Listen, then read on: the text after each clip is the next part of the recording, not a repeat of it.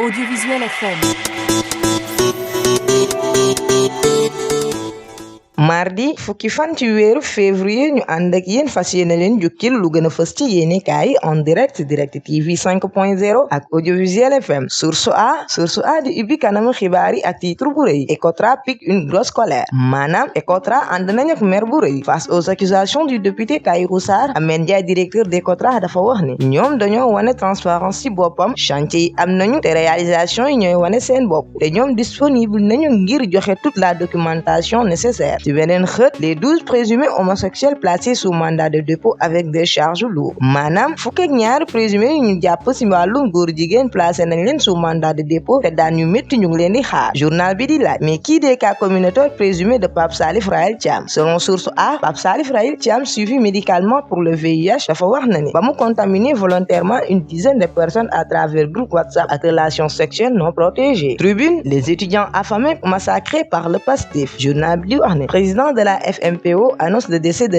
Abdoulaye Ba, étudiant en deuxième année de médecine dentaire. Selon Tribune, corps bi dinañ ko évacuer à l'hôpital Idrissa Pouye pour autopsie. Plus d'une vingtaine d'étudiants arrêtés, ay ONG ak organisation civile di dénoncer violence ak mauvaise gestion de priorité. L'Observateur, UCAD KO est mort au campus social, l'irréparable. Njaxasoo ak dee bi am ci campus social tax na dina indi loo xam ne kenn mënatu ko defaat. Journal bi di wax ni chronique d'une journée de fureur. Abdoulaye Ba a perdu la vie, confidence accablante du président de l'amicale de la faculté de médecine, enquête sur les rapports troubles entre hommes politiques et étudiants. Si beneen xëtu L'Observateur, Pape Cheikh Diallo, Djiby Dramé et si ont envoyé en prison. Pape Cheikh Diallo ak Djiby Dramé ñu ngi fële sa kaso. Affaire bi jëm si wàllum góor jigéen ak transmission de VIH ak ramification financière. Libération, une mort de trop. maanaam beneen dee ëpp na. Journal bi di wax ne Abdoulaye Ba, orphelin de père, étudiant en licence 2 à la faculté de médecine, pharmacie et odontologie, est décédé en marge de violentes répressions à l'UCAD. Président de l'amicale di wax ne il est mort dans l'enceinte de l'UCAD. ñàkk na bakkanam ci biir UCAD. Il a été trouvé dans sa chambre et battu par les forces de l'ordre. si néegam lañ ko fekk ba pare di ko xoxotal. Le Quotidien, dérapage mortel à l'UCAD. Journal bi joxe ay points, un étudiant décédé, condamnation unanime de Babacar Ba, Moundiaye Cissé, Khalifa Sall, Thierno Bocoum, APR et d'autres. Ouverture du restaurant universitaire. ci dinañ restaurant yi université bi. Walf Quotidien, péril sur la lutte contre le VIH/Sida. jaxasoo si wàllum xeexu VIH/Sida bi. Journal bi di wax ne mbirum acte homosexuel ak transmission volontaire du virus dafay wàññi jëfandikoo jàngatkat si xët wi. si weneen xët itam, campus militarisé, étudiants blessés, pavillon gazé, chaos total à l'UCAD. Walf Quotidien di joxe ay xibaar.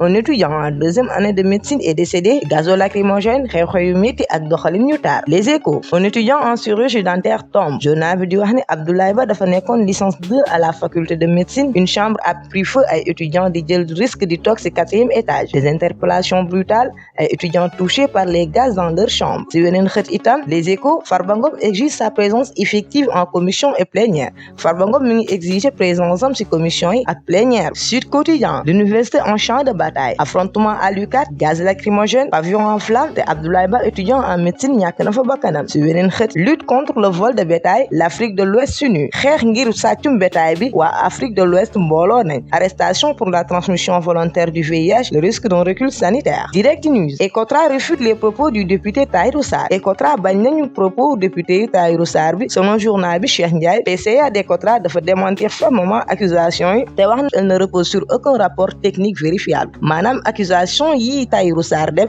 amul benn rapport bu koy wane. si weneen xët, le comité de résistance populaire organise la riposte, appel à la mobilisation pour la libération de Farba Ngom. Actu UCAD, couloir de la mort. Journal bi di wax ne Abdoulaye Ba, étudiant en médecine, est décédé, version contradictoire en attendant autopsie ak réaction officielle. Les étudiants sautent du 3e étage pour échapper aux flammes. Pape Cheikh Diallo, Djiby Dramé ici envoyé en prison. Affaire bi jëm si blanchissement, acte contre nature ak transmission volontaire du VIH. Sud Quotidien, l'université en champ de bataille. Journal bi di wane ne si université Cheikh Anta Diop de Dakar, affrontement yi métti nañu lool. am nañu diggante étudiant ak force de l'ordre. Gaz lacrymogène, pavillon en flammes te Abdoulaye Ba, étudiant en deuxième année à la faculté de médecine, pharmacie et odontologie, stamologie, a perdu la vie. Sud Quotidien di wax ne xew-xew yu metti tax nañuy wax état de siège fële sa campus social. L'évidence titre fort quartier général journal bi di jëm si mort d'un étudiant à l'UCAD, affaire Pape Cheikh Diallo, Djiby Dramé ici, levée de l'immunité parlementaire de Farba Ngom. L'évidence di wax ni partisans de Farba Ngom dañuy annoncer une manifestation devant l'Assemblée nationale. Partisans Farba Ngom yi ñu ngi woote dinañ amal ndoxal ñaxtu fële sa kanamu Assemblée nationale. PDG du groupe Bama dafa élevé chevalier de l'ordre national récompensé pour ses réalisations. L'exclusive, le gatsa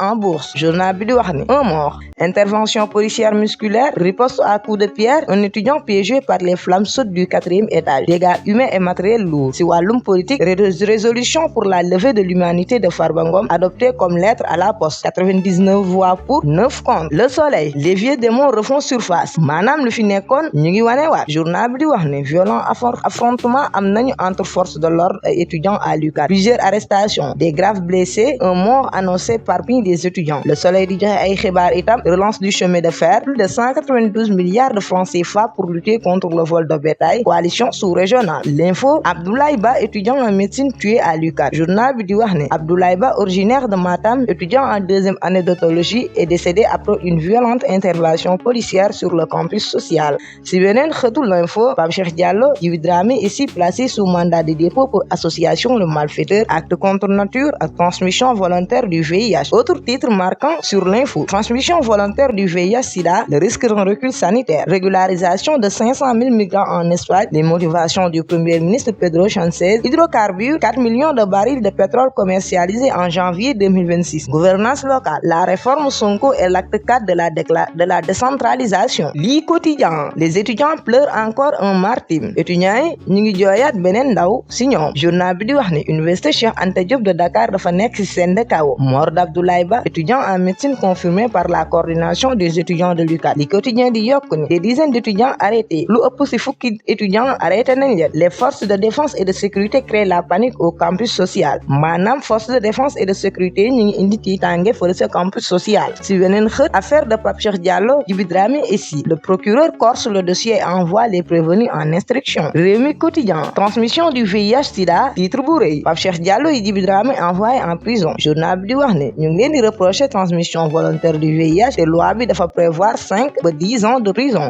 ay amende yu toll si 2 ba juróom millions de francs CFA ñu ngi leen di xaar. Ci UCAD, l'étudiant Abdoulaye Ba en 2e année de médecine est décédé. L'éveil, violent affrontement à l'UCAD, gaz lacrymogène dans les pavillons, des étudiants blessés, d'autres arrêtés. Retard de salaire au Crous du Sine Saloum, le CETUS interpelle les autorités. Révélation quotidien, le campus sous état de siège. Journal bi déplorer la mort de l'étudiant Abdoulaye Ba. La police détruit des biens appartenant aux étudiants. Des centaines d'étudiants quittent le campus. Le journaliste Fallou Gadio comparaîtra libre mercredi devant le tribunal. L'exclusive, le gatsa en bourse. Journal di wax un mort, interpellation policière musculaire, risque à coups de pierre, un étudiant piégé par les 4 flammes saute du 4e étage, dégâts humains et matériels lourds. Si politique, levée immunité parlementaire de Farba Ngom adopté nañ ko comme lettre à la poste, 99 voix pour, 9 contre. Autre titre à la une, réforme Sonko, ce qui va changer sous l'acte 4 de la décentralisation, régularisation de 500 000 migrants en Espagne, les motivations du premier ministre Pedro Sánchez, Dakar au chevet de ses modou, vol de bétail en Afrique de l'Ouest, Dakar carrefour d'une réponse régionale concertée. Point actu sport, affaire des 18 supporters sénégalais à Rabat, maître Patrick Gabou dit dénoncer une absence de garantie judiciaire. Maanaam nemmeeku nañ fa benn absence garantie judiciaire, avocat bi di wax ne supporters sénégalais yi ñu ngi leen téye amuñu benn garantie yu leer ci procédure judiciaire bi. Coupe de la Ligue 2025-2026 démarre le 18 février ak beneen waxtaan bu rëy ci club yi. Rewmi Sport, Rennes, pourquoi Habib Beye a-t-il été viré? Lu tax ñu dàq Habib Beye? Journal bi di laaj li tax Habib Beye coach sénégalais bi mënatul toog ci banc Rennes bi. Ci Premier League, El Hadji Malick Diouf parmi les défenseurs les plus décisifs du championnat anglais bi. Tribune Sport titre fort, Messi de retour au Barça. Journal bi di wax ne Lionel Messi du exclure benn retour ci FC Barcelone te lii indi na waxtaan yu bëri ci wàllum football. Ci football communautaire, première édition du tournoi de fraternité intercommunale du Lagem, un pari réussi ak participation bu yaatu. Record, les supporters sénégalais des otages. CAN 2025, recours du Maroc à la CAF di tax xaalis bu bëri am ci dossier bi. Record di wax ne supporters sénégalais ñu ngi leen téye te xaalis ak seen yoon taxul mu demee noonu. Blaise Niang, commission juridique ASC Lebougui di wax ne ces supporters ce sont des trophées de guerre. Ci Premier League, Mamadou Sarr des débuts très attendus. Also FA face à AS Kaffrine en ouverture de ce mardi. Ci football international, nouveau dérapage de Mbappé avec des arbitres ak polémique bu bees. L'éveil ñu gis fël sa Thiès un militaire jugé pour le vol de 20 millions de francs CFA. fii de la bët yem di leen jox dig daje ba ëllëg ci mercredi en direct ci Direct TV 5.0 ak Audiovisuel FM ñu àndaat ak yéen fas yéene leen jukki lu gën a fës ci yéenekaay di leen ñaanal te di leen ñaan kenn dal ak jàmm. Audiovisuel FM